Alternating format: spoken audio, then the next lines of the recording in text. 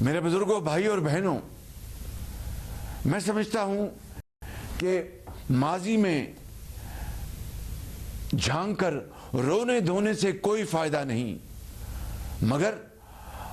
ماضی کے جھروکوں سے ہمیں ایک سبق حاصل کرنا چاہیے، اور وہ یہ ہے کہ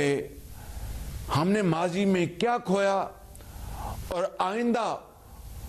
ان غلطیوں کا ازالہ کرتے ہوئے کس طرح ہم پاکستان کو اس کا کھویا ہوا مقام واپس دلوائیں گے۔ مشکل ضرور ہے لیکن ناممکن نہیں۔ اللہ تعالیٰ کے فضل و کرم سے اگر پوری قوم اس بات کا فیصلہ کر لے، پوری قوم اس بات کا ایکا کر لے، اتحاد کر لے کہ ہم نے ذاتی نفرتوں کو ہم نے ختم کر کے، ہم نے اپنی ذاتی انا کو ختم کر کے، ذاتی مفادات سے بالا تر ہو کر اگر ہم نے پاکستان کے غریب عوام کی خدمت کرنی ہے، تو میں آپ کو بلا خوف تردید یہ یقین دلا سکتا ہوں کہ بہت جلد وہ مقام آئے گا جس کا خواب حضرت قائد اعظم نے دیکھا تھا، جس کا خواب ان کروڑوں لوگوں نے دیکھا تھا جنہوں نے ہجرت کرتے وقت اپنے پیاروں کو گوایا، لاکھوں لوگ شہید ہوئے، اور آج حضرت قائد اعظم کے خواب کی تعبیر کے لیے ہم نہ صرف سنجیدہ ہیں بلکہ میں پوری پاکستان کو اس بات کا یقین دلانا چاہتا ہوں، اور اس ذات باری تعالیٰ کو کہ جس کے قبضے میں ہماری جان ہے، کہ اگر ہم محنت کریں گے، اظہار اور قربانی کا جذبہ لے کر چلیں گے، تو کوئی مشکل ہمارے راستے میں رکاوٹ نہیں بنے گی۔ پہاڑ، دریا، سمندر کوئی ہمارے راستے کو روک نہیں سکے گا، مگر شرط یہ ہے کہ ہم صدق کے دل سے ہم فیصلہ کر لیں کہ ہم نے اس ملک کی تقدیر بدلنی ہے، محنت کرنی ہے، اور قربانی اور احسار کا بھرپور مظاہرہ کرنا ہے۔ اس کے لیے حکومت وقت یعنی میری حکومت کا فرض اولی ہے کہ ہم شاہانہ اخراجات کا خاتمہ کریں، ہم ایسے تمام اداروں کا جس کا عوامی خدمت سے دور دور تک کوئی تعلق نہیں، اس کا خاتمہ کریں۔ مثال کے طور پر پاک PWD، یعنی اندازہ کیجئے کہ نام کتنا معتبر اور محترم، مگر اگر میں آپ کو یہ بتاؤں کہ یہ ان اداروں میں شامل ہوتا ہے، یہ منسٹری، وفاقی منسٹری ان منسٹریز میں شامل ہوتی ہے جو زمانے بھر میں بدنام ہے کرپشن کے نام پر، اور اگر ان کا سالانہ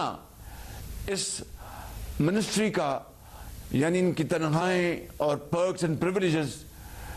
یا ان کے جو الاؤنسز ہیں ملا کر یوں کہیے کہ اگر 2 ارب روپے ہوں، مگر ان کے جو ترقیاتی کاموں کے جو فنڈز ان کو دیے جاتے ہیں مختلف حوالوں سے، مختلف منسٹریز سے، وہ کئی سو اربوں میں ہیں، اور یہ بات ایک طے شدہ بات ہے۔ اگر 100 ارب روپے کا ان کا ترقیاتی فنڈز کا ان کے پاس پول ہے تو 50% کرپشن کے نظر ہو جاتے ہیں، شاید اس سے بھی زیادہ۔ اب آپ بتائیے کہ یہ دردناک کہانی یہ آج کی نہیں ہے، یہ ایک دہائی کی نہیں ہے، یہ دہائیوں پر محیط ہے۔ اس لیے میرے بزرگوں، بھائی اور بہنوں، میں نے یہ فیصلہ کیا ہے کہ ایسی تمام وہ منسٹریز، ادارے جو عوامی خدمت کے بجائے جو ایک قوم کے اوپر بوجھ بن چکے ہیں اور نہ صرف بے جا اخراجات بلکہ کرپشن کا منبع بن چکے ہیں، ان کا خاتمہ آج ناگزیر ہو چکا ہے۔ ان کو ختم کرنا آج میرا فرض اولی ہے۔ لہٰذا اس کے اوپر